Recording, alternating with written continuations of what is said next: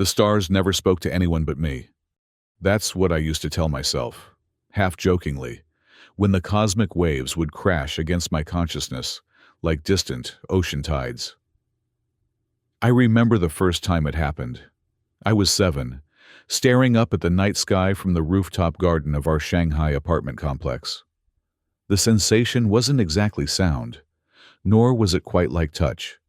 It was as if someone had rewired my brain to perceive the universe's background radiation as emotional impressions.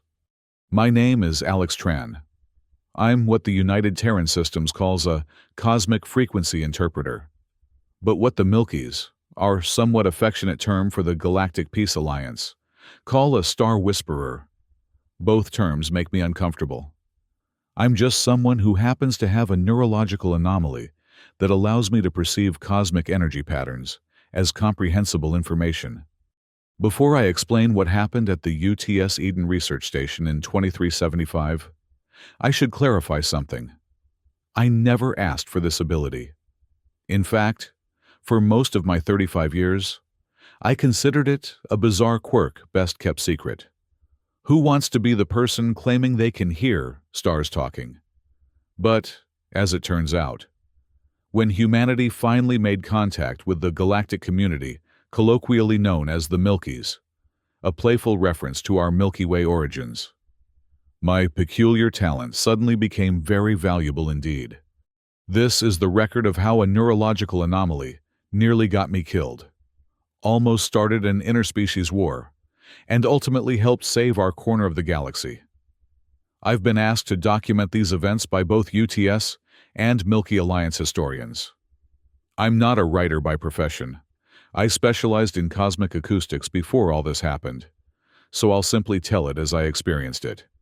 I still remember the exact moment everything changed. I was working late at Eden Station, analyzing some routine cosmic background radiation patterns, when Commander Reeves burst into my lab with an urgency I'd never seen before. "Tran, you need to come with me, now." The UTS Eden was humanity's most advanced deep space research facility, positioned at the edge of what we once considered the habitable zone. After first contact with the Milkies 7 years earlier, it had been repurposed as our primary diplomatic outpost. I had been stationed there for only 3 months, officially cataloging interstellar acoustic anomalies, unofficially trying to understand why my ability seemed to be intensifying the closer we got to Milky territory. Commander Reeves led me through the station's pristine white corridors at a pace that made other researchers press themselves against the walls as we passed. We entered a section I'd never been cleared for: military communications. 6 hours ago, we received this, she said, gesturing to the main view screen as the doors sealed behind us. What I saw wasn't visual data or text. It was a waveform. Beautiful, complex, and utterly unlike anything in our databases. Before she could explain further, I felt it. The familiar tingling at the base of my skull. The slight pressure behind my eyes. "They're scared," I said without thinking. The room fell silent. A dozen officers turned to stare at me. "What did you say?" General Hayashi stepped forward from the shadows, his weathered face impossible to read. I hesitated, suddenly aware I'd revealed something I'd kept hidden on my application to Eden. I can feel the emotional resonance in the transmission. Whatever sent this is terrified." Hayashi exchanged looks with Reeves before turning back to me. "Dr. May said you might be able to do more than just detect patterns. That's why you're here." I felt my stomach drop. "Dr. May? My old professor from the academy? What does she have to do with this?" "She's the one who recommended you," Reeves said. "She told us about your sensitivity." I felt betrayed. May had been the only person I'd confided in about my ability during a vulnerable moment in my final year at the academy. And now she'd apparently shared my secret with military intelligence. "The Milkies sent this transmission across all frequencies," Hayashi continued. "Our best linguists and decoders can't make sense of it. It doesn't match any known communication protocols." "Why would they send something we can't understand?" I asked. That's what we need you to tell us, Reeves said. Because 12 hours after we received this, the Milky Alliance Council sent an official message requesting you, specifically you, Alex Tran, by name. My heart seemed to stop. That's impossible. I've never had contact with the Milkies. And yet they know who you are, Hayashi said. They called you the one who hears the cosmic currents. They want you to serve as an interpreter for something they call the Great Flow Crisis. General, a communications officer interrupted. We're receiving another transmission from the Alliance vessel. They're requesting permission to dock. Hayashi nodded. Grant it, and get Tran ready to meet our guests. Reeves gripped my arm. This is now a matter of interstellar security. Whatever you can do, however you do it, we need you to communicate with them. I don't even know if I can. You already have. She cut me off. You said they were scared. That's more insight than our entire diplomatic corps has managed so far.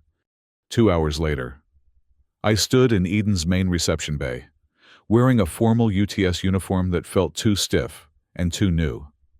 I was surrounded by our station's highest-ranking officials and security personnel. My palms were sweating.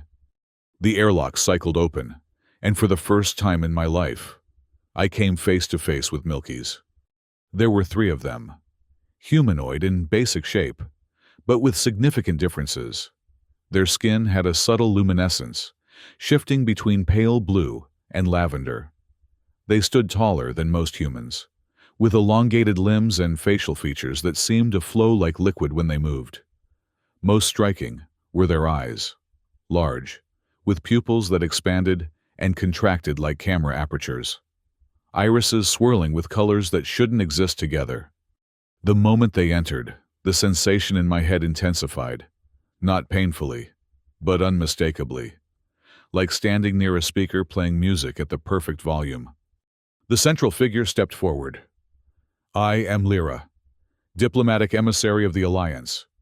We come seeking the one called Alex Tran. Her voice was melodic, with harmonics that seemed to resonate in my chest. But what startled me was that I could perceive another layer beneath her spoken words.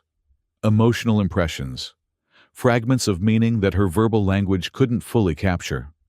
I am Alex Tran, I said, stepping forward despite Reeves' subtle attempt to hold me back. All 3 Milkies focused their swirling eyes on me. Then, Lyra did something unexpected. She closed her eyes, tilted her head slightly, and emitted a sound that wasn't quite a hum, not quite a song. And I understood it perfectly. You hear us, truly hear us. This is unexpected but fortunate. I replied without thinking, letting the strange pressure in my mind guide my response. I didn't speak, at least not with my voice. Instead, I focused on the sensation and pushed back against it, forming what felt like words made of pure intention. I hear something. I don't know what it means. Lyra's eyes snapped open. The other Milkies made a sound that I somehow knew was their version of a gasp. It is confirmed, she said aloud, addressing both me and the UTS officials. Alex Tran possesses the resonance. This is most rare and valued among our kind, but we have never encountered it in a human before. General Hayashi stepped forward. What exactly is the resonance? Lyra's gaze remained fixed on me. It is the ability to perceive and interact with the cosmic energy flows that connect all intelligent life.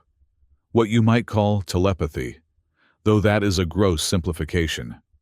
And why do you need someone with this ability? Hayashi pressed. Because we face a crisis that cannot be explained through conventional communication, Lyra said. A disturbance in the Great Flow threatens both our civilizations. We need someone who can both understand and translate the nature of this threat to those who cannot perceive it directly. I found my voice again. What exactly is the Great Flow? The energy current that moves through our galaxy, Lyra explained. Your scientists might call it dark energy or cosmic background radiation, but these terms capture only its physical properties, not its consciousness. I heard murmurs of disbelief among the UTS officials behind me. Are you suggesting this energy is sentient? Reeves asked skeptically. Not as you understand sentience, Lyra replied. But it responds to collective consciousness, to patterns of thought and emotion throughout the galaxy. And right now, it is destabilizing in ways we have never witnessed. Show me! I projected toward Lyra, testing this strange new form of communication. In response, she extended her hand toward me. I hesitated, looking back at Hayashi and Reeves. We need to understand what's happening, Hayashi said carefully. But I can't authorize you to leave Eden Station with them. We do not ask him to leave, Lyra said. Merely to see. I took a deep breath and reached out, placing my hand in hers. The moment our skin made contact, my perception exploded. I was no longer in the reception bay. I was everywhere and nowhere, perceiving the galaxy from a perspective impossible to describe with conventional language. I saw, felt, currents of energy flowing between stars, connecting planets, weaving through the fabric of space itself. And within those currents, I sensed patterns, rhythms, a kind of harmony. Except in one region, where the flow was chaotic, turbulent, where the harmony had become dissonance, where the currents were beginning to twist back on themselves, creating what I can only describe as a cosmic storm. And it was growing. I gasped, pulling my hand away. My legs gave out, and I would have collapsed if Reeves hadn't caught me. What did you see? Hayashi demanded. I struggled to find words for what I'd experienced. There's an energy disruption, like a hurricane forming in space. But it's not physical matter. It's energy, and it's building towards some kind of release. What causes such disruption? One of the other Milkies asked, speaking for the first time. I don't know, I admitted. But I could feel its effects. If it continues to grow, it will send waves of energy through the region that could disrupt everything from communications to the fabric of space-time itself. This is why we sought you out, Lyra said. The Great Flow responds to those who can perceive it. You may be able to help us redirect it, calm the disruption before it reaches critical intensity. Hayashi frowned. You're suggesting that Tran has the ability to manipulate this energy? Not alone, Lyra said. But as part of a coordinated effort, yes. We have our own resonance who work to maintain the flow's harmony. But this disruption is occurring in a region where our influence is weak, near the boundary between our civilizations. I understood the implication immediately. You think this disruption has something to do with human-Milky relations? Lyra's expression shifted in a way I couldn't interpret. The flow responds to collective consciousness. The tension and mistrust between our peoples may be contributing to the disturbance. Reeves scoffed. You're saying our diplomatic disagreements are causing some kind of psychic storm? I am saying, Lyra replied patiently, that the emotional and mental energy of billions of beings has physical consequences at a quantum level. This is not mysticism. It is physics beyond your current understanding. I felt a growing certainty that Lyra was right. The sensation I'd experienced all my life, that strange connection to cosmic radiation, had intensified dramatically since humanity had made contact with the Milkies. Something about our interaction was changing the background energy of our region of space. General, I said, turning to Hayashi, I believe we should take this seriously. What I experienced was real and potentially catastrophic. Hayashi studied me for a long moment before responding. I'll need to consult with UTS Command. In the meantime, you are authorized to continue discussions with the Milky representatives, but under supervision. No further. Mind melding without approval. After Hayashi and most of the others left, I was left with Commander Reeves, 2 security officers, and our 3 Milky visitors in one of Eden's conference rooms. The atmosphere was tense until Lyra broke the silence. You have many questions, Alex Tran. I can sense them even without direct connection. I nodded. Let's start with the most obvious one. How did you know about me? Lyra's expression shifted to what I would later learn was their equivalent of a smile. Your resonance creates ripples in the flow. Our resonance detected these disturbances and traced them to you. We have been aware of your existence for some time, though we did not know your identity until recently. And this crisis, when did it begin? The disturbance was first detected approximately 3 of your months ago, she replied. It has been growing steadily since then. Our models predict it will reach critical intensity within 60 days. What happens then? Lyra exchanged glances with her companions. At minimum, a surge of energy that will disable most technology throughout this sector. At worst, a cascade effect that could tear open the fabric of space-time, creating what you might call a rift, unpredictable, potentially catastrophic. Reeves leaned forward. And you believe Alex can help prevent this? We believe he is crucial to the effort, Lyra confirmed. The disruption exists at the boundary between our civilizations. It requires a resonant from both sides to reharmonize the flow. I considered this. You mentioned your own resonance. Why am I necessary if you already have people who can do this? Because the flow responds to the collective consciousness that influences it. Lyra explained. Human minds pattern energy differently than Milky minds. We need both to address a disruption caused by the interaction between our peoples. This sounds like fringe science at best, Reeves said skeptically. To a species that discovered faster than light travel barely 50 years ago. Perhaps.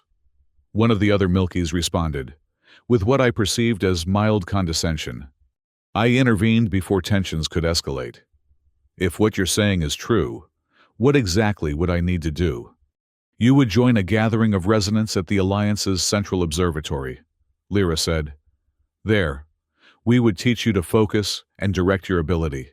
Together, we would attempt to repattern the energy flows around the disruption. Reeves shook her head. Absolutely not. We're not sending Alex to your territory based on claims we can't verify. Then, perhaps a demonstration would be appropriate, Lyra suggested. A small test of Alex's abilities. Here on your station. I felt a flutter of anxiety. What kind of test? Nothing dangerous, Lyra assured me. Simply a focused exercise to show what the resonance can do when properly directed. Before I could respond, the door opened and Dr. May walked in. My old professor looked exactly as I remembered her. Petite, with silver-streaked black hair and the perpetual expression of someone solving complex equations in her head. Professor, I said, standing in surprise. I didn't know you were on Eden. I arrived yesterday, she said, then turned to the Milkies and bowed slightly. I am Dr. Mei Lin, Alex's former instructor and the head of UTS Parapsychological Research Division. Parapsychological research? That division was widely considered a joke among serious scientists, a place where the military stuck researchers whose theories were too outlandish for mainstream acceptance. May seemed to read my confusion. Alex, I've been monitoring your ability since you were my student. I recognized its potential significance long before first contact. You told the military about me, I said, unable to keep the accusation from my voice. I recommended you for this position because I knew what was coming, she replied calmly. I've been working with a small team studying the same energy patterns the Milkies call the flow. We detected the anomaly 3 months ago, but couldn't determine its cause or potential effects. She turned to Lyra. I believe we can arrange a controlled demonstration. But first, I'd like to speak with Alex privately. After the others left, Reeves reluctantly, May took the seat across from me. You're angry, she observed. You used me, I replied. You knew about this thing I can do, and you manipulated me into position without telling me why. She sighed. Would you have believed me if I'd told you that your unusual neurological condition might be key to preventing an interstellar catastrophe? Before you'd met the Milkies? Before you'd experienced what happened today? I wanted to say yes, But truth be told, I probably would have thought she'd lost her mind. "How long have you known," I asked instead, "that you were special?" "Since you were my student." "The nature of your ability?" "Only theoretical until today." She leaned forward. "Alex, what you can do is unprecedented in human experience. You're perceiving quantum entanglement at a conscious level, something our instruments can only detect indirectly. The Milkies call it the resonance, a poetic term for a phenomenon that defies our current scientific vocabulary." She nodded. "But it's real, and so is the threat." "You've seen evidence of this disruption?" She pulled out a tablet and displayed a series of readings. "These are background radiation measurements from the sector the Milkies indicated. The patterns are becoming increasingly chaotic. Whatever is happening is accelerating." I studied the data. Even without my strange sensitivity, I could see the abnormalities in the readings. "This could be caused by natural phenomena." "It could be, except for the timing," May said. "The disruption began precisely when tensions between UTS and the Alliance escalated over the Proxima Treaty dispute. I remembered the news reports. 3 months ago, negotiations over resource rights in the Proxima Centauri system had broken down. Nothing had escalated to military action, but diplomatic relations had chilled considerably." "You think there's a causal relationship?" "I think the Milkies are right about collective consciousness influencing these energy patterns," May said. "And I think you need to help them." "General Hayashi will never approve sending me to Alliance territory." May smiled slightly. "Then we'll need to make the demonstration convincing." The test was arranged for the following day. A secure laboratory was prepared with monitoring equipment and observers from both UTS and the Alliance. I spent the night barely sleeping, my mind racing with questions and doubts. Was I really what the Milkies claimed? Could I actually affect cosmic energy patterns? Or was this all an elaborate misunderstanding, or worse, a manipulation? By morning, I felt simultaneously exhausted and wired. When I entered the lab, I found May setting up equipment while Lyra waited serenely in the center of the room. General Hayashi and Commander Reeves stood with a group of military and scientific personnel behind a transparent barrier. "The parameters are simple," May explained to everyone. "Lyra will project a specific energy pattern. Alex will attempt to perceive it and then modify it. Our instruments will record the results." "What exactly am I supposed to do?" I asked Lyra quietly. "Trust your instincts," came her reply. "Not in words, but in that strange, direct form of communication we'd established. The resonance knows how to respond. Don't force it." I nodded and took my position facing her. The room fell silent as observers watched from behind the barrier. Lyra closed her eyes, and I felt the now familiar pressure building in my mind. This time, I didn't fight it. I opened myself to the sensation, letting it wash through me. What I perceived was extraordinary. Lyra was creating a pattern in the energy field around us, a symmetrical structure that pulsed with a rhythm like a heartbeat. I could see it without using my eyes, feel its architecture without touching it. "Now," Lyra projected, "change it. Add your own pattern within mine." I focused on the energy structure, visualizing a complementary pattern interweaving with hers. The pressure in my mind intensified, then released as I felt my intention taking form in the field. It was like playing a musical instrument I'd never trained on but somehow knew intuitively how to use. The instruments around the room began to react. Displays flickered, readings spiked, and a low hum filled the air. Behind the barrier, the observers leaned forward, their expressions shifting from skepticism to astonishment. "More," Lyra encouraged. "Show them what the resonance can truly do." I pushed harder, expanding the pattern, making it more complex. The sensation was exhilarating, like discovering a limb I never knew I had. The energy field responded to my will, dancing between Lyra's structure and mine, creating something new and harmonious. And then, something unexpected happened. The pattern began to extend beyond the laboratory, reaching out through the station. I felt it connecting with the ambient energy fields of Eden, with the electronics, with the people themselves. For a brief, disorienting moment, I could sense the emotional states of everyone on the station, their curiosity, their fear, their wonder. "Alex," May's voice broke through my concentration. "That's enough!" I pulled back, letting the pattern dissolve. As my awareness returned fully to the room, I saw the astonished faces of the observers. Displays were showing readings that clearly made no sense to the technicians monitoring them. "What just happened?" General Hayashi demanded, entering the laboratory area. Lyra opened her eyes. Alex demonstrated a rudimentary application of the resonance.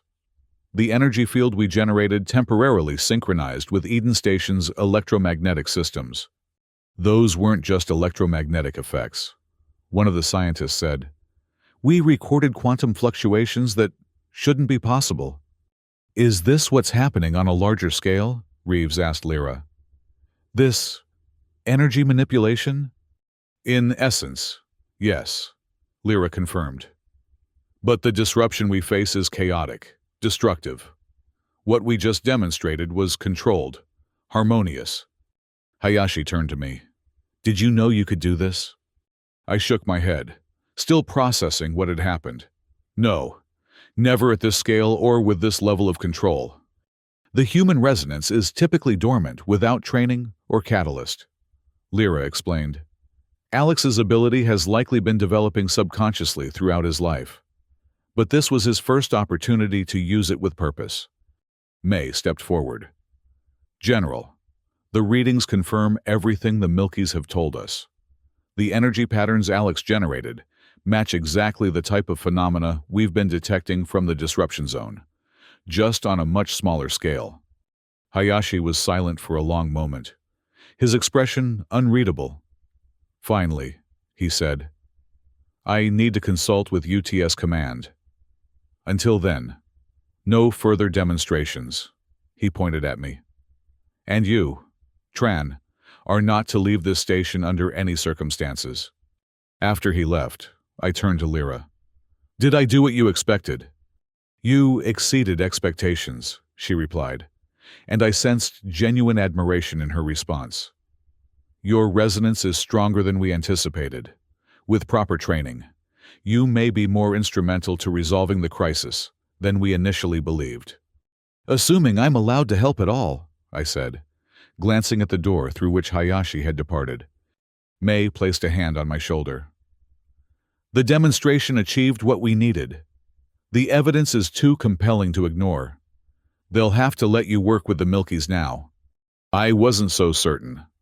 Throughout human history, fear had often trumped reason when faced with the unknown, and what I just demonstrated was very unknown indeed. Later that evening, as I sat alone in my quarters trying to process everything that had happened, my door chimed. When I opened it, I found Lyra standing there, accompanied by a single UTS security officer who looked distinctly uncomfortable. "The emissary requested a private conversation," the officer explained. "General Hayashi approved it, but I'm required to remain outside your quarters." I nodded and stepped aside to let Lyra enter. As the door closed behind her, I felt a subtle shift in the energy around us, a kind of dampening that I somehow knew would prevent our conversation from being monitored. "You've created privacy," I observed. Lyra's expression shifted in what I was beginning to recognize as approval. "Your perception grows sharper already." "Yes, I've established a minor resonance barrier. What we discuss must remain between us for now." "That sounds ominous." "Not ominous. Cautious." She moved to the center of my small living area, her movements fluid and graceful. "There are factions within both our civilizations who view our cooperation with suspicion." "You mean like General Hayashi?" "The general is merely cautious, which is appropriate given his responsibilities," Lyra said. "I speak of those who actively oppose cooperation between humans and the Alliance. who believe such mingling will dilute what makes each of us unique and valuable. I sat down, gesturing for her to do the same. Are you saying there are people trying to stop us from addressing this crisis? Some may see the crisis as an opportunity rather than a threat, she replied carefully. An opportunity to prove that our civilizations should remain separate. That's insane. If what you've shown me is accurate, this disruption could cause catastrophic damage to both humans and Milkies. Extremism rarely concerns itself with collateral damage, Lyra said. I tell you this not to alarm you, but to prepare you. Your ability makes you significant. Alex Tran. Significance attracts attention. Not all of it welcome. I absorbed this, thinking about the implications. Do you know who these factions are? We have identified some within the Alliance. High Counselor Varen leads the most vocal opposition to human integration. He and his followers believe the Milky civilization should focus on internal development rather than external relations. And on the human side? That I cannot say with certainty. But we have detected communications that suggest a network within your military-industrial complex that shares similar isolationist views. I ran a hand through my hair, feeling the weight of this new information. So, not only do we have to deal with a cosmic energy crisis, but we might have saboteurs working against us? Lyra's expression softened. It is always thus when civilizations meet. Fear and hope struggle for dominance. She leaned forward slightly. There is something else you should know. Something I could not say in front of your military leaders. What's that? The disruption in the flow. It resonates specifically with you, Alex Tran, as if it were somehow attuned to your unique signature. I felt a chill run down my spine. What does that mean? We do not know for certain, but it suggests you are not merely a solution to the crisis. You are somehow connected to its origin. That's impossible. I've never done anything that could cause something like this. Conscious action is not required. The resonance works on levels beyond intention. Lyra's eyes swirled with colors I couldn't name. Before you manifested your ability today, had you been experiencing intensified sensations? Dreams of cosmic patterns? Perhaps? Headaches or unusual perceptions? I hesitated, then nodded. For months now, I thought it was just stress or the different radiation levels on Eden. Your emerging resonance was detecting the disruption before you were consciously aware of it. And perhaps it was responding to it as well. The implication hung in the air between us. Could my untrained, unconscious ability have been contributing to the problem? If that's true, I said slowly, then keeping me here, untrained, might make things worse. That is our concern, Lyra acknowledged. Which is why, regardless of your military's decision, we must ensure you receive proper training in the resonance arts. And how do we do that if Hayashi refuses to let me leave Eden? Lyra's expression shifted again, this time to something I couldn't interpret.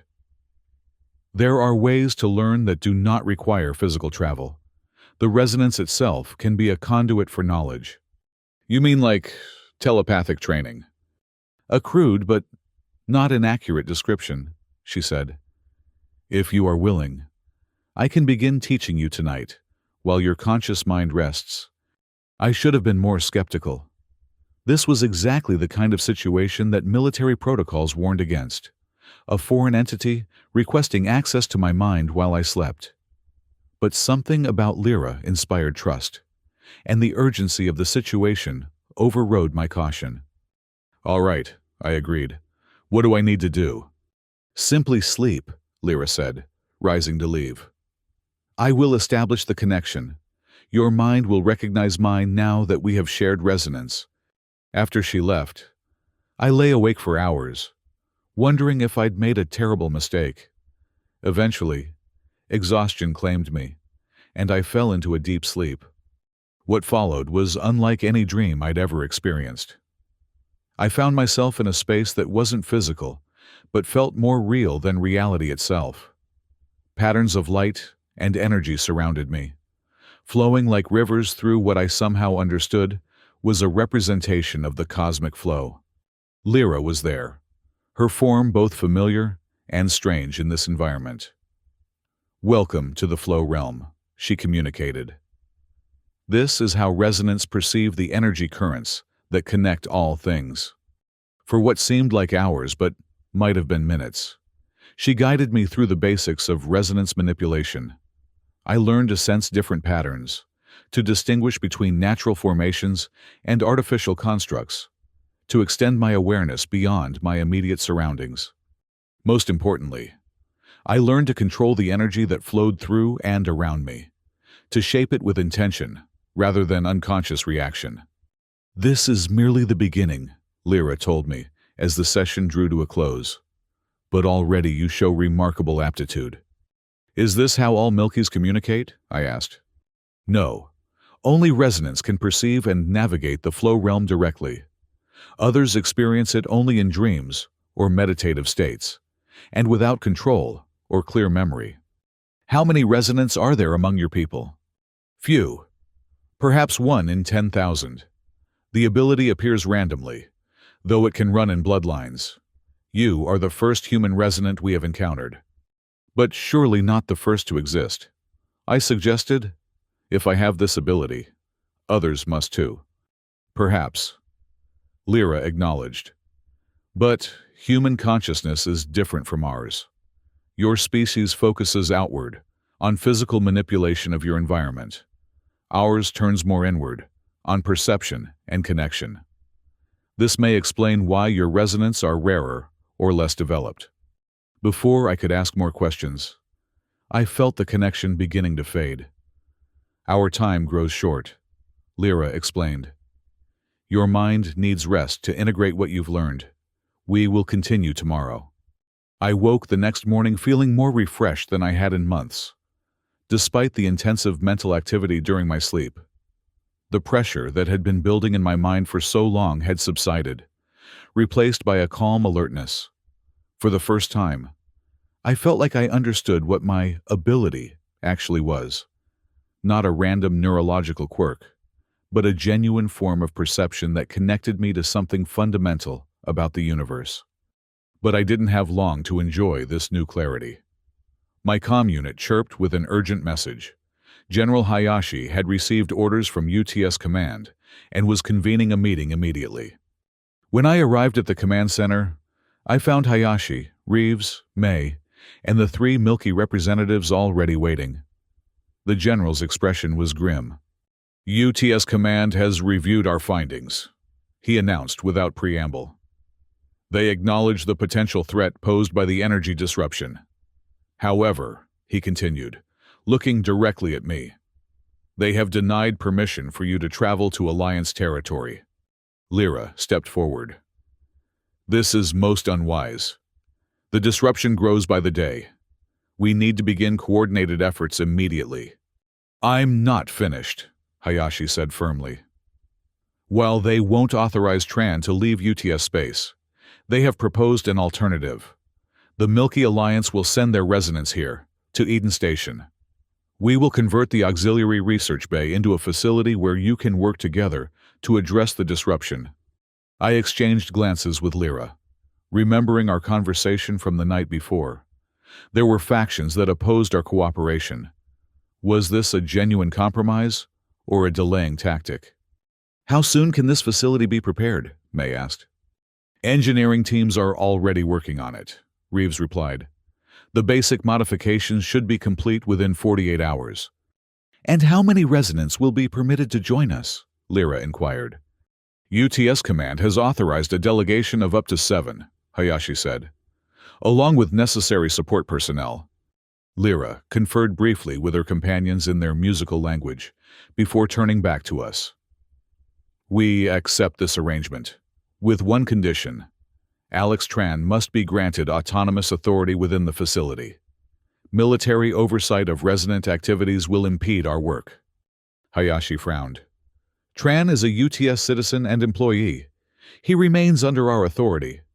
"General," I interjected, "what Lyra is suggesting makes sense from a practical standpoint. The resonance work requires split-second decisions and intuitive responses. Having to check with a command structure for every action would make it impossible to function effectively. May nodded. I agree. We should establish the facility as a quasi-independent research zone. UTS security can maintain external control, but the internal operations need to be self-governed by those who understand the work. Hayashi didn't look happy, but after a moment's consideration, he nodded curtly. I'll propose this modification to command, but, he added, fixing me with a stern look, you will provide daily reports directly to me, Tran, and at the first sign that anything is amiss, I'll shut the whole operation down. Clear? Perfectly clear, General. As the meeting concluded, I fell into step beside Lyra as we left the command center. Was that outcome acceptable? I asked quietly. It is workable, she replied. Not ideal, but workable. The High Council has already selected the resonants who will join us. They are our most skilled practitioners. Including this High Counselor Varen you mentioned? The one who opposes human-Milky cooperation? Lyra's expression shifted to what I was learning to recognize as concern. No, Varen would never participate directly, but he may have sympathizers among those sent to assist us. We will need to be vigilant. Over the next 2 days, Eden Station transformed around us. The Auxiliary Research Bay, a cavernous space originally designed for zero-gravity experiments, was retrofitted with specialized equipment brought by both Milky and human engineers. Sensors to monitor energy fluctuations lined the walls. Meditation alcoves were installed for the resonance to rest and recover. A central platform was constructed where we would conduct our primary work. Meanwhile, I continued my training with Lyra during both waking hours and sleep sessions. My ability to perceive and manipulate the energy fields grew exponentially. What had once been vague impressions became clear patterns I could interpret with increasing precision. The pressure in my mind that had once been uncomfortable now felt like a tool I could wield with finesse. On the third day, the Milky delegation arrived. 7 resonants, each with their own unique energy signature that I could perceive before they even entered the room. Accompanying them were technicians, medical specialists, and a diplomatic contingent led by a severe-looking Milky with iridescent silver skin. Ambassador Thalen, Lyra introduced him. Representative of the High Council. Thalen regarded me with swirling eyes that revealed nothing of his thoughts. So this is the human resonant. I expected someone more impressive. I felt a flicker of annoyance, but kept my expression neutral. I'm still learning what that means, Ambassador, but I'm committed to helping resolve this crisis. As are we all, he replied smoothly. Though some might question whether the crisis would exist at all without human intervention. Before I could respond to this thinly veiled accusation, Lyra stepped between us. The origin of the disruption is irrelevant compared to the urgency of addressing it. Shall we begin the orientation? The facility officially began operations the following day. Our first task was to create a detailed map of the disruption. All 8 resonants, myself, and the 7 Milkies, gathered on the central platform, linking hands to form a circle. The sensation was overwhelming at first. 7 distinct consciousness touching mine, each with their own perception of the flow. Under Lyra's guidance, we extended our combined awareness outward, reaching toward the sector where the disruption was centered. What we found confirmed our worst fears. The chaotic energy patterns had grown significantly since I'd first perceived them through Lyra's eyes. What had been a localized turbulence was now spreading, tendrils of disruption reaching into neighboring sectors. When we withdrew from the deep resonant state, the monitoring stations around us displayed visual representations of what we'd perceived. The human scientists looked alarmed, the Milky technicians, grim. The degradation is accelerating. One of the Milky resonants, an elder named Soren observed. The pattern suggests we have perhaps 30 days before critical mass, not 60 as previously estimated. Can we intervene directly? I asked. Use our combined resonance to stabilize the pattern? Lyra shook her head. Not yet. The disruption is too volatile. We must first understand its core nature, the seed around which the chaos grows. And how do we do that? We must send a resonant probe, a focused consciousness that can penetrate to the heart of the disruption without being swept up in it. All eyes turned to me. Why me? I asked, though I already suspected the answer.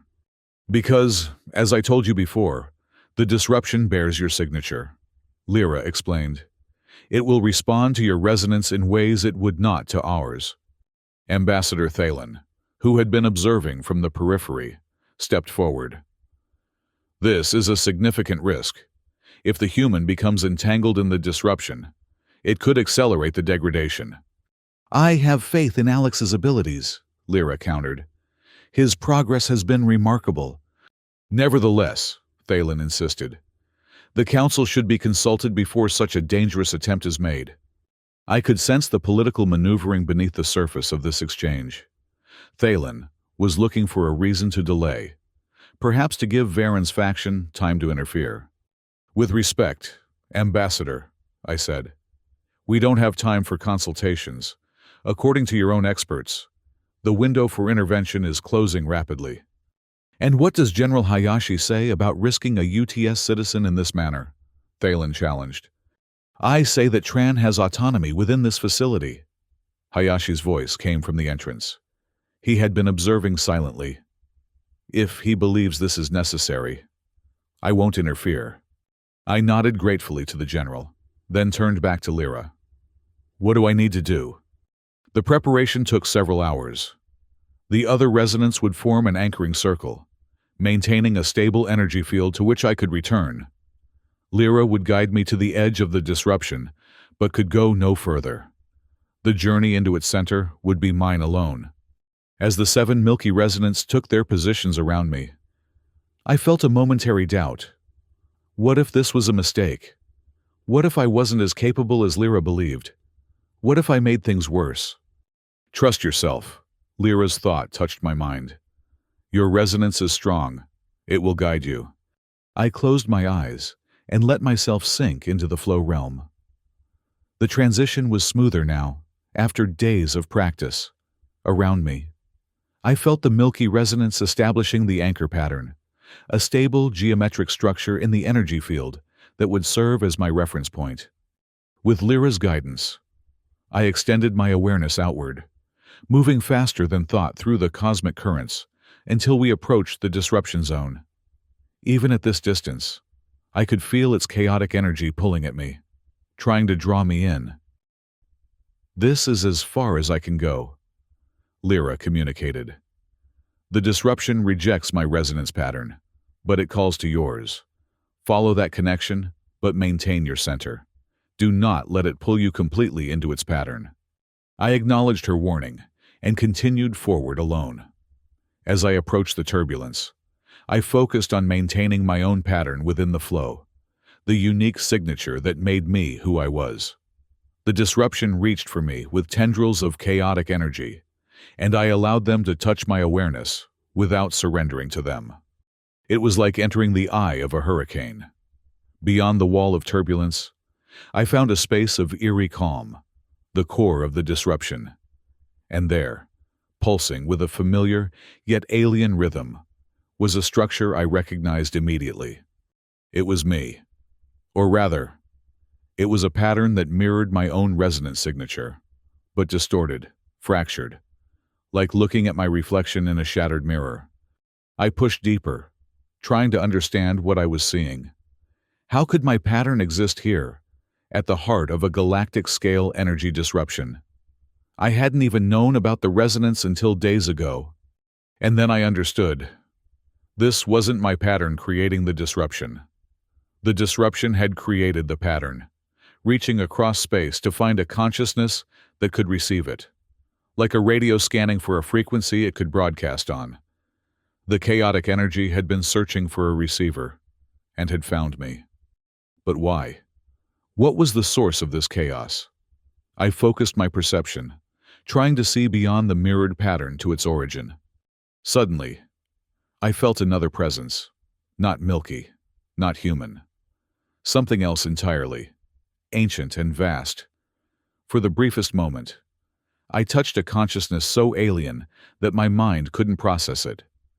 But in that contact, I received a single, overwhelming impression: fear. Whatever this entity was, it was terrified, and its fear was manifesting as the energy disruption that threatened our region of space. I tried to communicate, to project reassurance, but the presence recoiled. The mirrored pattern shattered, and the calm center began to collapse. The turbulence closed in around me, threatening to tear my consciousness apart. I fought to maintain my coherence, reaching back toward the anchor pattern the Milkies had created. But the distance suddenly seemed enormous, the connection tenuous. I was lost in the chaos, my perception fragmenting. And then I felt something else, a new presence, human but not me. A familiar pattern that I recognized from my earliest memories. May. Somehow, she had joined the resonant circle and was reaching for me, creating a bridge back to safety. I seized the connection and pulled myself along it, fighting against the current of chaotic energy. The turbulence battered at my consciousness, trying to drag me back. For a terrifying moment, I thought I would be torn apart between the opposing forces. Then, other patterns joined May's, Lyra, Soren, the other resonants, all extending their awareness to strengthen the bridge. With their combined support, I managed to pull free of the disruption's grasp and return to the anchor pattern. When I opened my eyes, I was lying on the platform, my body drenched in sweat. May knelt beside me, her face pale with concern. The Milky resonants stood in a circle around us, their luminescent skin dimmed with exhaustion. "What happened?" I gasped, my throat raw as if I'd been screaming. "You were trapped," Lyra said, her voice weaker than I'd ever heard it. "The disruption began to assimilate your pattern. We almost lost you." May helped me sit up. "I felt something wrong and joined the circle. I don't have your ability, but our connection, mentor and student, maybe even something deeper, gave me enough resonance to reach you."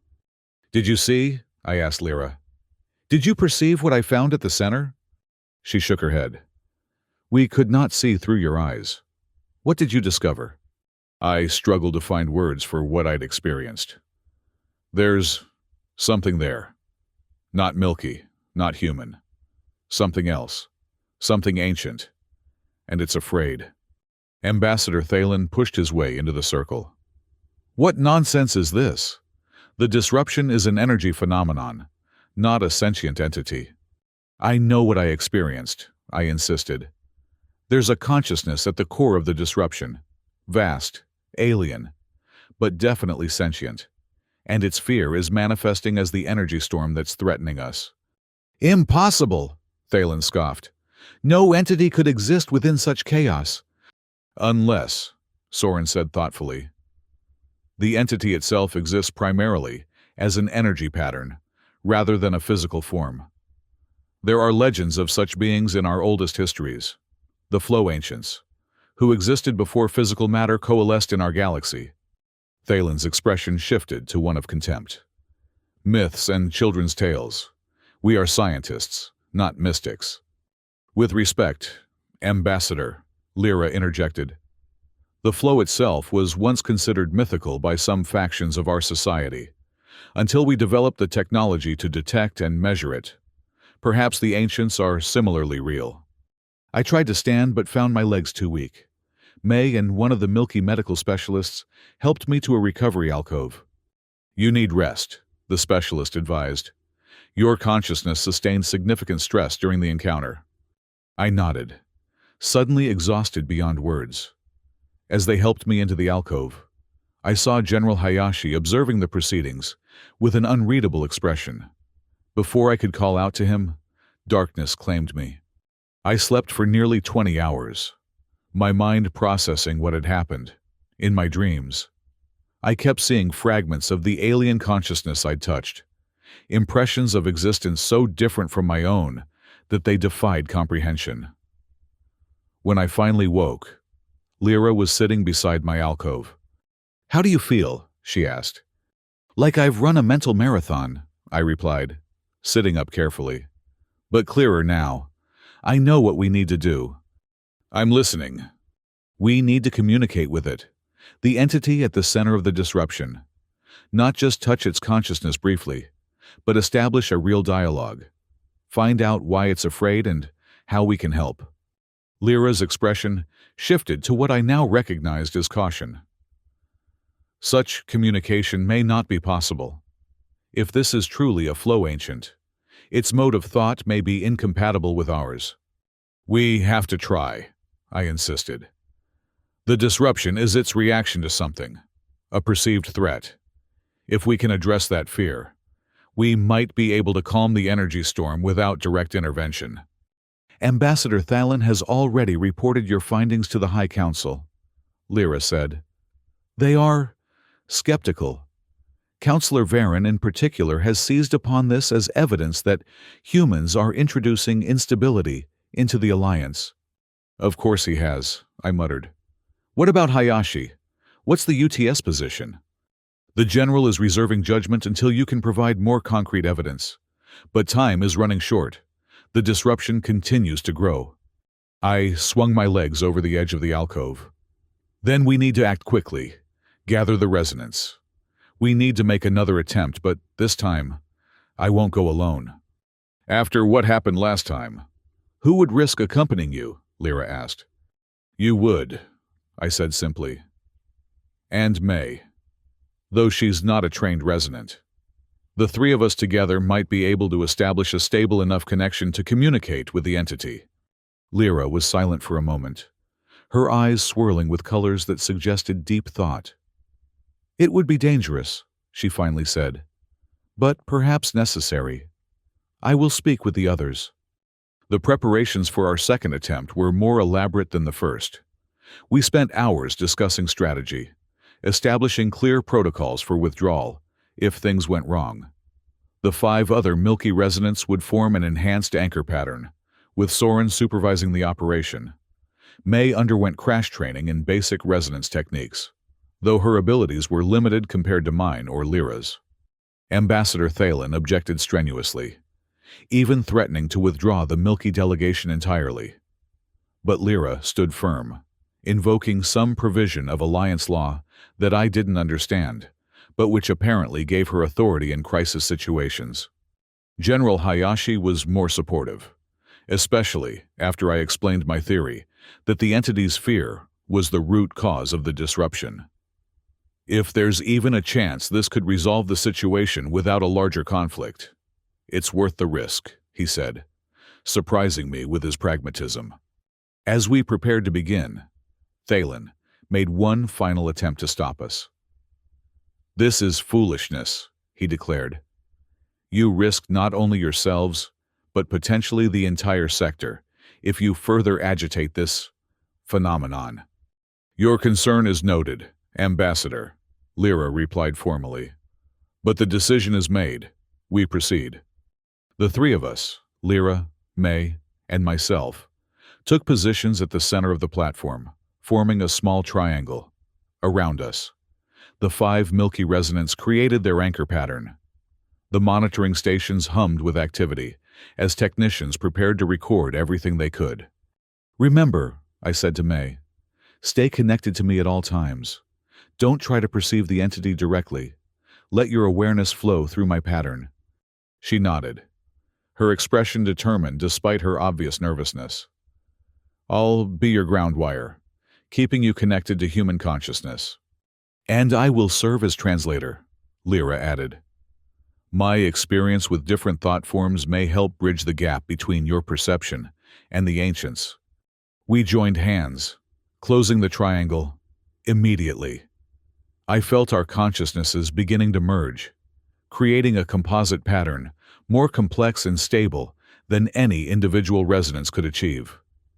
With this unified awareness, we extended outward toward the disruption zone. The journey was faster this time, our combined consciousness moving through the flow with greater precision. As we approached the turbulence, I felt May's grip on my hand tighten, her mind clinging to mine as the chaotic energies reached for us. "Stay with me," I projected to both my companions. "We move as one." Instead of trying to penetrate the wall of turbulence directly, we circled it, searching for patterns, weaknesses. Lyra's experience proved invaluable, her resonant senses detecting subtle variations in the energy field that mine missed. "There," she indicated, directing our attention to what appeared to be a relatively stable vortex within the chaos. "We can enter through that pattern." Together, we aligned our combined consciousness with the vortex's rotation, allowing it to draw us in without tearing us apart.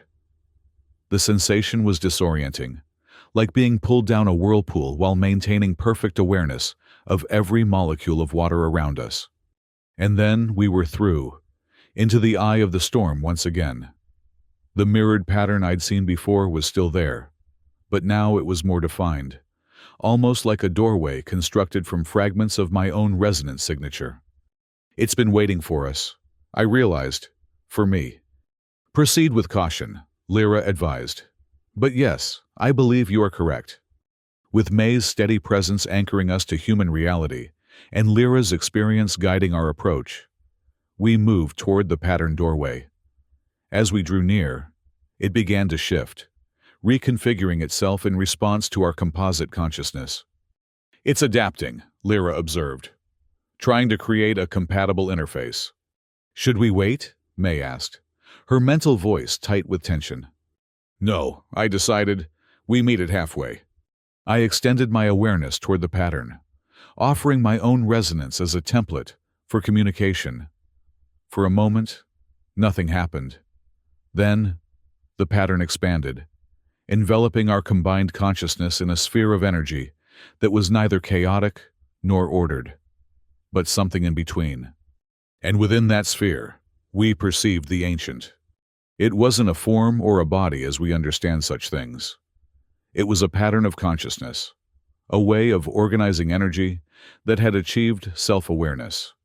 Ancient beyond comprehension, it had existed since the early days of our galaxy, observing the slow evolution of matter and life with patient curiosity. Communication was not verbal or even conceptual as we understand it.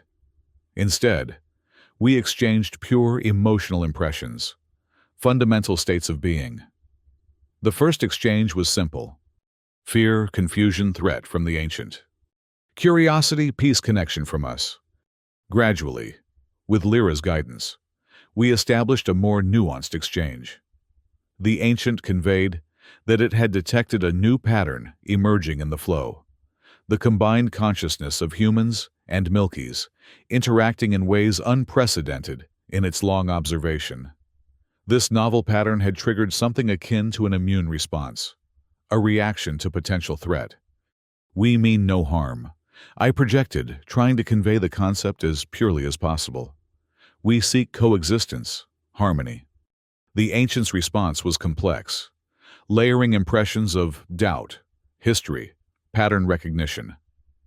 It showed us echoes of previous civilizations whose interactions had led to conflict, disruption, destruction. Different now, Lyra contributed, sharing impressions of the Alliance's founding principles, its history of peaceful integration of diverse consciousness types. "Human, different, unpredictable," the ancient countered, focusing its attention on me, on the human element I represented. May's consciousness surged forward then, surprising both Lyra and me with its strength. She projected not concepts but memories, her life as a scientist, her mentorship of me, her hope for understanding across boundaries. Personal, intimate glimpses of human experience that cut through abstraction to the heart of what we were. The ancient's pattern shifted, absorbing these impressions. For a moment, its vast consciousness seemed to hesitate, reassessing. Then it projected something new, possibility, test, observation. It's willing to wait and see, Lyra translated. To observe our interactions, rather than reacting immediately. But it needs reassurance. A demonstration. What kind of demonstration? I asked. The answer came not in words, but in a vivid impression. A gathering of minds, human and milky together, projecting unified intention into the flow. A public declaration of harmony that the ancient could perceive directly. The Alliance Council session. Lyra realized. It's scheduled in 7 days. Representatives from all member species will be present, including the human delegation. Will that be soon enough? May wondered, her concern evident in her thought pattern. The ancient projected an impression of time, scale, patience. 7 days was nothing to a being that had witnessed billions of years. We will organize this demonstration, I promised. A unified projection from both our peoples. The ancient's pattern pulsed with what might have been acknowledgement. Then, slowly, it began to withdraw. The interface between our consciousnesses thinning. Wait, I projected urgently. The disruption. Can you stabilize it until the demonstration? A final impression flowed from the ancient. Effort, containment, temporary. It would try to contain the chaos, but its control was limited. The disruption was a manifestation of its fear, not a deliberate creation. And then, the connection was broken. The pattern doorway dissolved, and we found ourselves floating in the eye of the storm once more. But already, I could sense subtle changes in the surrounding turbulence, areas where the chaos was beginning to resolve into more orderly patterns. We should return, Lyra advised. While the path remains clear, our withdrawal was easier than our entry had been. The vortex that had drawn us in now seemed to push us out, depositing us back into normal flow space with surprising gentleness. The anchor pattern created by the other resonance guided us home, and within moments, we were opening our eyes on the platform, surrounded by anxious faces. Did you succeed? Soren asked immediately. We detected significant changes in the disruption pattern. We made contact, Lyra confirmed, her voice weary but triumphant. The entity is indeed sentient, a flow ancient, as you suggested, and it's agreed to suspend its reaction until we can demonstrate our peaceful intentions, I added, finding my physical voice rough after the pure thought communication we'd been engaging in. May was shaking slightly, the experience having taken more from her than from Lyra or me. It was incredible, she managed. Like nothing I could have imagined. Ambassador Thalen pushed forward. What exactly did this ancient demand of us? Not a demand, Lyra corrected. A request for reassurance. It wishes to observe a unified demonstration of harmonic intention from both humans and Milkies. The Alliance Council session, I explained. We need to organize a joint resonance projection during the meeting, a public declaration of our commitment to peaceful coexistence that the ancient can perceive directly. Thalen's expression shifted to one of alarm. You propose to conduct untested resonance experiments during the High Council's most important diplomatic function of the year? Not experiments, Lyra said firmly. A coordinated demonstration of exactly the kind of harmony the Council claims to represent. Unless, Ambassador, you believe such harmony does not actually exist? It was a pointed challenge, and Thalen knew it. If he opposed the demonstration, he would be tacitly admitting that the Alliance's commitment to peaceful integration was more rhetorical than real. I will consult with the High Council, he said stiffly. But I make no promises. General Hayashi, who had been listening silently, stepped forward. I'll contact UTS Command immediately. If this demonstration can prevent a catastrophic energy disruption, I believe they will authorize our participation. As the others dispersed to make preparations, Lyra, May, and I remained on the platform, too exhausted to move immediately. Will it work? May asked quietly. This demonstration? It has to, I replied. The ancient is containing the disruption for now, but that control is tenuous. If we fail to provide the reassurance it needs, then we will not fail, Lyra said with simple determination. The harmony we projected was not a deception.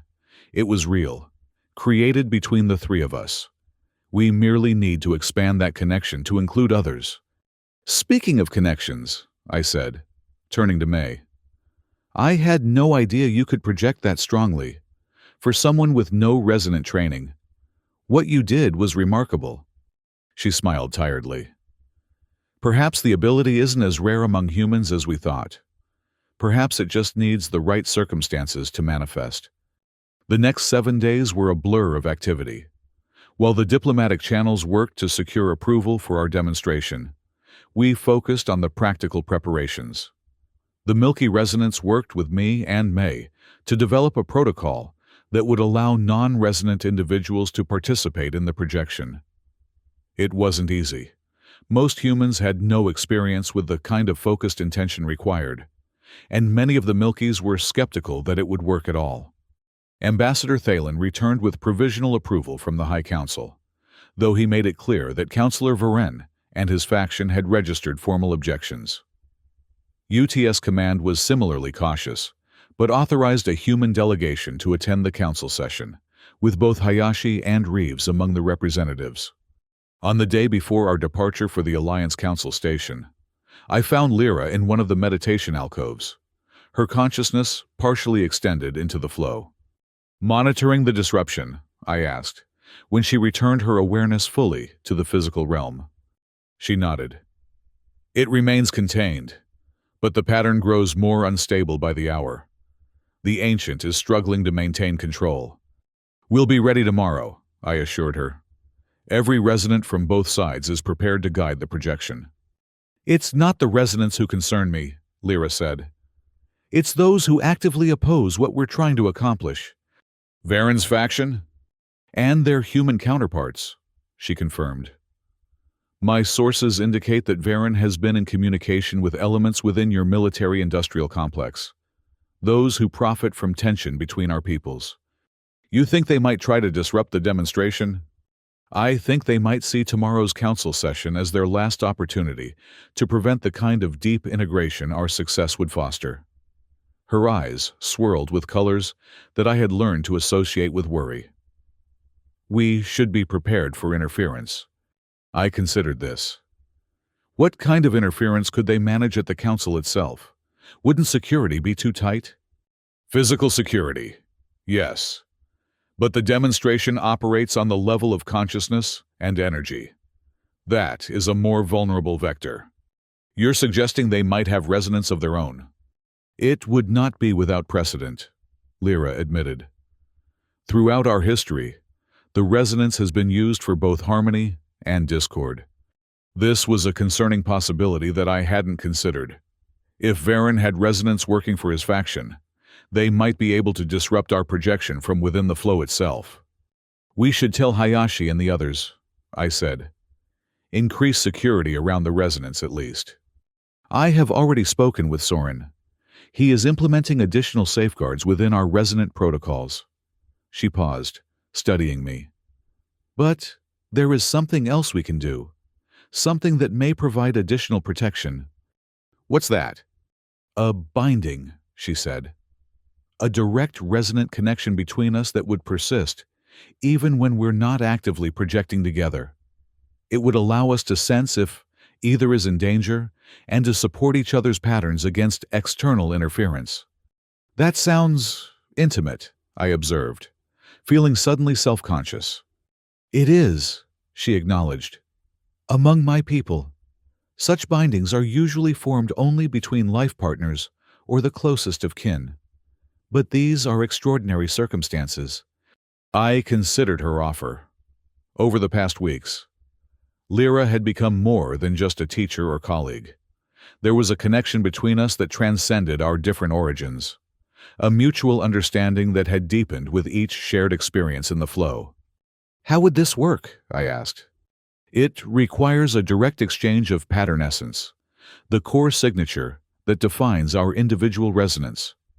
Once exchanged, a portion of my pattern would reside within yours, and yours within mine. The significance of what she was suggesting wasn't lost on me. This wasn't just a tactical measure. It was a profound sharing of identity. But facing the uncertainty of tomorrow's demonstration, the potential for hostile interference, it seemed a necessary precaution. "All right," I agreed. "I consent to the binding." Lyra's expression shifted to one I hadn't seen before, a softening of her features, a subtle glow beneath her luminescent skin. "Then join me in the flow realm once more." We sat facing each other in the alcove, our knees almost touching. As we closed our eyes and extended our consciousness into the flow, I felt a new quality to our connection, a vulnerability, an openness that hadn't been present before. In the flow realm, our patterns appeared as they always did. Mine, a structured lattice with unexpected variations. Hers, a fluid symmetry of interlocking harmonics. But now, Lyra's pattern opened at its center, revealing its core essence, the fundamental signature that defined her as a unique consciousness in the universe. "This is my truth," she communicated. "This is who I am." The intimacy of the moment was overwhelming. I was seeing Lyra as no physical eyes could, not her body or even her mind, but the essential pattern of her being. In response, I opened my own pattern, revealing the core that I had only recently come to understand myself. "And this is mine," I offered. "This is who I am." Our pattern cores reached for each other, extending tendrils of pure energy that intertwined, exchanged, and finally separated again. But now, each carrying an imprint of the other within it.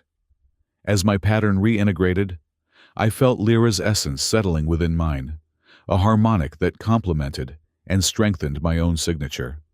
"The binding is complete," Lyra communicated, her thought voice carrying new overtones that resonated with the fragment of her now within me. "We are connected now, beyond time and space." As we withdrew from the flow realm and opened our physical eyes, I felt changed in ways I couldn't fully articulate. The connection with Lyra remained, a subtle awareness of her presence even as we sat in silence. "Thank you," I said finally, "for trusting me with this." "The trust is mutual," she replied, "and necessary for what comes next." The journey to the Alliance Council station the following day was tense. Our combined delegation, 8 UTS representatives and 12 Milkies, including all the residents, traveled aboard a Milky diplomatic vessel. The trip took only hours, their FTL technology being significantly more advanced than ours. But it felt much longer due to the palpable anxiety permeating the ship. Through our new connection, I could sense Lyra's concern growing as we approached the station. Her worry wasn't just about the demonstration itself, but about something she wasn't sharing fully, some knowledge or suspicion she was keeping contained within her own consciousness. The Alliance station was unlike anything I'd seen before, a massive structure that seemed to exist partially in normal space and partially in some other dimension. Its architecture defied conventional physics, with spaces that appeared larger inside than their external dimensions should allow.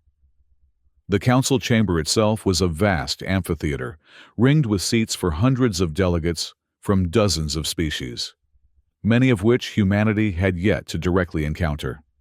As we were led to our designated area, I felt the weight of countless eyes upon us. The human delegation was a novelty here. UTS representatives had attended council sessions before, but never with resonance, never as full participants in an alliance protocol. Ambassador Thalen separated from our group to join the other high-ranking diplomats on the main floor. I noticed him conferring with a tall, austere Milky, whose skin shimmered with deep purple undertones. "Councillor Varen," Lyra identified him, following my gaze. "He rarely attends council sessions in person. His presence confirms our concerns." Before I could respond, a harmonic tone resonated through the chamber, signaling the session's beginning. The proceedings opened with formal diplomatic rituals, acknowledgments of various delegations, statements of purpose, bureaucratic matters that would have been familiar to any human parliament. Throughout it all, I remained acutely aware of Lyra beside me, and through our binding, of her growing tension. Something was wrong, but she wasn't communicating it directly. "What is it?" I projected toward her, using our private connection. "Resonant signatures," she replied. "Too many. Some I don't recognize." I extended my own awareness subtly, careful not to attract attention. She was right.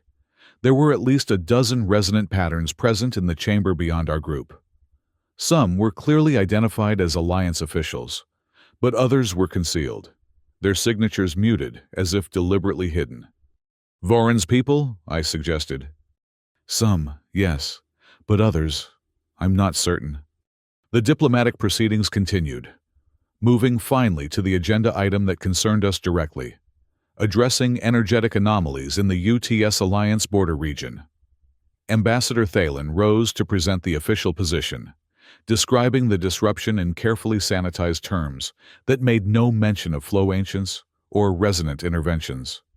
Then it was General Hayashi's turn. He presented the UTS perspective with military precision, emphasizing the potential threat to both civilizations and the need for coordinated action. When he concluded, the council moderator called for questions and comments from the assembled delegates. Councillor Varon was the first to respond. His voice was deep and melodious, but with an edge that set my nerves on edge. "While I appreciate the concerns raised by both Ambassador Thalen and General Hayashi," he began, "I must question the proposed method of intervention. This joint demonstration appears to be an unprecedented mixing of resonant protocols with untested human participants. The potential for catastrophic failure is significant." Murmurs ran through the assembly. Varon continued, his voice gaining strength. "More concerning is the underlying assumption that our civilizations should be moving toward deeper integration. The Alliance has maintained peace and prosperity precisely because each member species preserves its unique, evolutionary path. Humans, with their limited experience in galactic affairs, now propose to shortcut this process through a questionable energetic merger." I felt a surge of indignation, but Lyra placed a warning hand on my arm.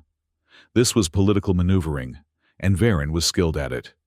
Another delegate rose, a being from a species I didn't recognize, with crystalline features that caught and refracted the chamber's light. Councillor Varon raises valid concerns about methodology, but ignores the immediate threat posed by the energy disruption. If the human Milky proposal offers the most expedient solution, we should pursue it while implementing appropriate safeguards. The debate continued in this vein, with various factions aligning themselves either with Varon's cautious isolationism or the more progressive elements supporting intervention. Throughout the exchange, I noticed Varon conferring quietly with several aides, one of whom occasionally glanced in our direction with an expression I couldn't interpret but which made me uneasy. "Something's happening in the flow," Lyra projected suddenly. "Can you feel it?" I extended my awareness cautiously and immediately sensed what had alarmed her. The ambient energy patterns in the chamber were shifting, forming subtle currents that seemed to be converging around our position. It wasn't natural. Someone was manipulating the local flow. "Prepare yourself," Lyra warned. "I believe they intend to disrupt our demonstration before it begins." I alerted May and the other resonants through subtle gestures we had established. They responded with barely perceptible nods, extending their awareness to join ours in monitoring the situation. The council moderator finally called for a vote on whether to proceed with our demonstration. As the delegates registered their positions, I saw Varon's expression harden. The vote was going against him, a majority supporting the intervention. "The council has spoken," the moderator announced. "The joint resonance demonstration will proceed. Representative Alex Tran, please come forward with your team." As our group rose to move to the central platform, I felt the manipulated energy current suddenly intensify. Through our binding, Lyra's alarm hit me like a physical blow. "Now," she projected. "They're moving against us." In that instant, chaos erupted. A pulse of disruptive energy swept through the chamber, targeting the resonance specifically. I felt it slam into my consciousness, like a battering ram, trying to shatter my focus, to prevent the demonstration before it could begin. But the binding with Lyra gave me an anchor, a stability that allowed me to withstand the assault. Together, we pushed back against the hostile energy, creating a protective bubble around our group as we continued toward the platform. Around us, the council chamber had erupted into confusion. Many delegates were on their feet, demanding explanations. Security personnel were converging on several locations where the disruptive energy seemed to be originating. "This is sabotage!" General Hayashi shouted, moving to intercept one of Varen's aides, who was clearly channeling energy into the disruptive pattern. Across the chamber, similar confrontations were breaking out as the hidden resonants were identified. We reached the platform, forming our circle as planned despite the chaos. May, her face pale but determined, took her position beside me. The Milky resonants closed the circle, their expressions grim with concentration as they helped maintain our protective barrier. "We must proceed immediately," Soren urged. "The disruption in this chamber is echoing into the larger flow. The Ancient will perceive it as confirmation of its fears." He was right. Through my expanded awareness, I could sense the distant presence of the Ancient stirring with alarm as the conflicting energies in the council chamber reached it. The carefully contained energy storm was beginning to destabilize again. "Begin the protocol," I said, taking May's hand on my left and Lyra's on my right. "No matter what happens around us, maintain the circle." As our consciousnesses merged and extended into the flow, the attacks against us intensified. Varen's resonance, now operating openly, were attempting to create a counter-pattern that would disrupt our projection. Security forces were trying to apprehend them, but the confrontation was only adding to the chaotic energy in the chamber. "Focus," Lyra's thought steadied us. "The pattern, not the chaos." Together, we generated the harmonic structure we had practiced, a multi-layered resonance that represented the peaceful integration of human and Milky consciousness. Despite the external interference, the pattern began to stabilize, strengthening as more delegates recognized what was happening and lent their support. If not through direct resonance, then through focused intention. I felt the Ancient's attention turn toward us, perceiving our demonstration despite the attempts to prevent it. For a crucial moment, its vast consciousness wavered, uncertain whether to perceive the harmony we were projecting or the conflict surrounding it. Both are true. I communicated directly to the Ancient, drawing on the full strength of our binding and the circle's combined power. Conflict exists, but so does harmony. We choose which to nurture. To emphasize this truth, I did something unexpected. I expanded our pattern to include the disruptive energies, not fighting against them, but incorporating them, showing how even discord could be transformed into a more complex harmony. It was risky, requiring precision and control beyond anything I'd attempted before. But it worked. The Ancient's consciousness resonated with understanding. It perceived not just our idealized projection, but the messy reality. Different species with different agendas, working through conflict toward cooperation. This was more honest, more convincing than a simple display of artificial harmony could ever have been. In the physical realm, I became aware that Varen himself had broken through the security cordon and was approaching our circle, his face contorted with fury. "Stop this abomination!" he shouted. "You will destroy everything the Alliance has built." One of his resonants, a young Milky with determination burning in her swirling eyes, lunged toward our circle, hands outstretched to break our physical connection. But before she could reach us, a pulse of energy radiated outward from our joined hands, not hostile but enveloping. incorporating her into the expanded pattern. Her expression transformed from anger to shock as she felt the truth of what we were creating. Across the chamber, similar transformations were occurring as the hostile resonance found their disruptive patterns absorbed and realigned rather than countered. Only Varen remained unmoved. In a final, desperate act, he pulled out what appeared to be a ceremonial dagger, a focus tool used by ancient Milky resonance before modern techniques were developed. "I will not allow this," he hissed, lunging toward me specifically, recognizing that I was the keystone of the human-Milky connection. But he never reached me. Lyra broke from the circle and intercepted him, catching his wrist in a grip that looked far stronger than her slender form suggested. "Enough, Varen," she said, her voice carrying a resonant authority that filled the chamber. "The Council has witnessed your true intentions. The harmony you fear is already manifesting, with or without your consent." Security personnel swarmed in, taking Varen into custody. As they led him away, his face a mask of defeated rage. I felt a shift in the larger flow. The Ancient had made its decision. The turbulent energy patterns that had threatened our region of space were beginning to stabilize, not returning to their previous state, but transforming into something new. A dynamic equilibrium that accommodated both human and Milky influences. The demonstration had succeeded, but not in the way we had planned. Instead of a carefully choreographed display of unity, we had shown something more valuable: the ability to work through conflict toward genuine harmony. As the circle dissolved and we returned fully to normal awareness, the council chamber erupted in a cacophony of voices. Delegates were demanding explanations. Security was still rounding up Varen's co-conspirators, and media representatives were capturing everything for transmission across both civilizations. Through it all, Lyra remained at my side, our binding a steady presence amid the chaos. "Is it over?" May asked, looking exhausted but triumphant. "Did we convince the Ancient?"